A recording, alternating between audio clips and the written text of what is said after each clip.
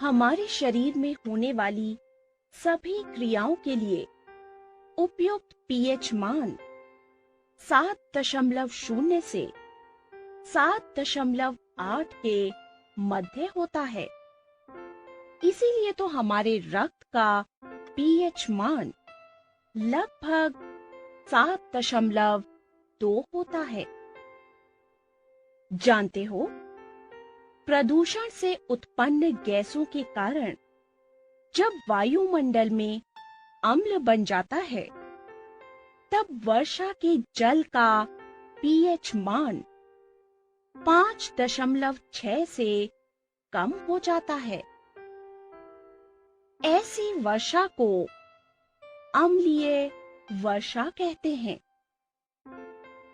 जब ये जल नदी के जल में मिल जाता है, तो नदी के जल का पीएच मान कम हो जाता है। नदी का जल अम्लीय हो जाता है। ऐसे में जल में रहने वाले जानवरों का जीवन असंभव हो जाता है। हमारे दांत कैल्शियम फॉस्फेट के बने होते हैं।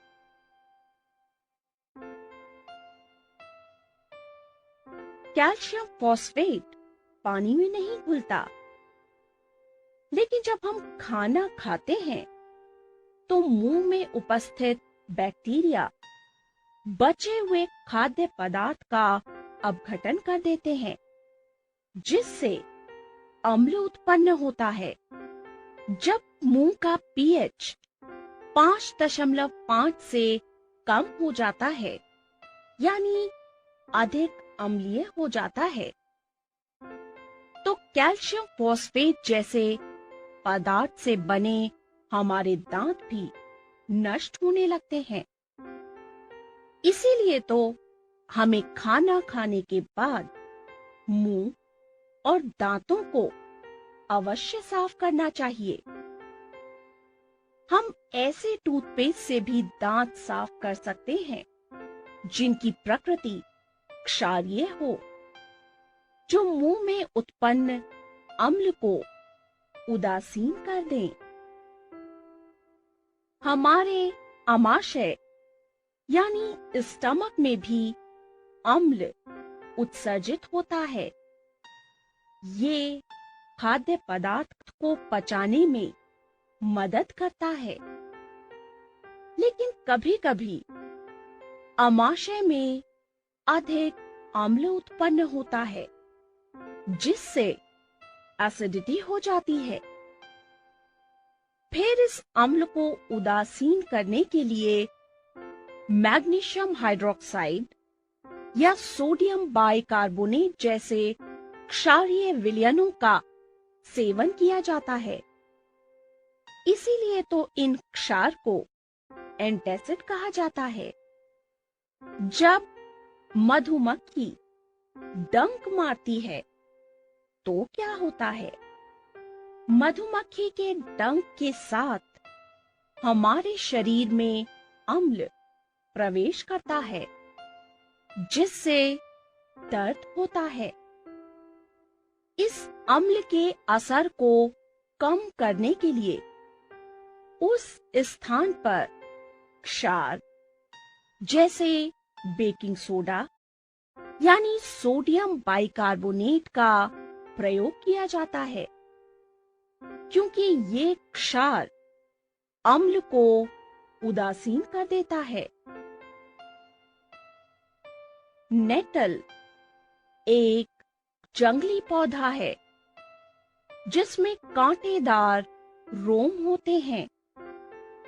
जब ये कांटेदार रोम त्वचा को छूते हैं, तो त्वचा पर मिथेनोइक अम्ल लगता है, जिससे दर्द होता है और जलन भी होती है। जानते हो, इसकी जलन कम करने के लिए डॉग प्लांट की पत्ती लगाई जाती है। डॉग प्लांट नेटल प्लांट के पास ही उगता है। इसके रस की प्रकृति क्षारीय होती है। प्रकृति में ऐसे और भी कई पदार्थ हैं जिनमें अम्ल पाए जाते हैं। जैसे सिरके में एसिटिक एसिड पाया जाता है और संतरे में सिट्रिक एसिड, इमली में टार्टरिक एसिड पाया जाता है और टमाटर में ऑक्सैलिक एसिड। दही में होता है लैक्टिक अम्ल और चींटी के डंक में मिथेनोइक अम्ल। पौधों की वृद्धि के लिए एक निश्चित पीएच की आवश्यकता होती है। इसीलिए तो समय समय पर मिट्टी के पीएच की जांच करनी पड़ती है। अब हम मिट्टी के पीएच की जांच करना सीखते हैं। चलिए हम 3 अलग अलग स्थान से मिट्टी के नमूने लेते हैं। एक परख नली लीजिए। इसमें लगभग 2 ग्राम मिट्टी डालिए। अब इसमें पानी डालिए। इसे भली प्रकार मिला लीजिए। अब इस मिश्रण को छानकर मिट्टी को अलग करें और फिल्ट्रेट को परख नली में ले लें। फिल्ट्रेट का पीएच मान पीएच पेपर की मदद से ज्ञात करें। इसी प्रकार मिट्टी के सभी नमूनों का पीएच मान देखें। भिन्न भिन्न स्थान की मिट्टी की प्रकृति भिन्न भिन्न हो सकती है। ये अम्लीय हो सकती है,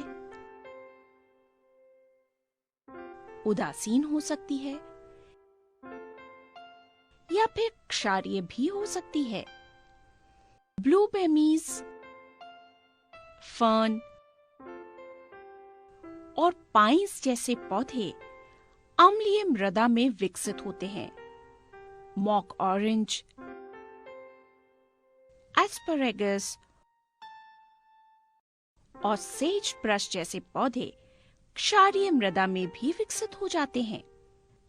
पौधों की वृद्धि के लिए मिट्टी का पीएच मान आदर्श रूप से वर्षा के पानी के पीएच के मान के समान होता है, यानी लगभग 6 से 6.5। अधिकतर पौधे इसी पीएच मान पर विकसित होते हैं।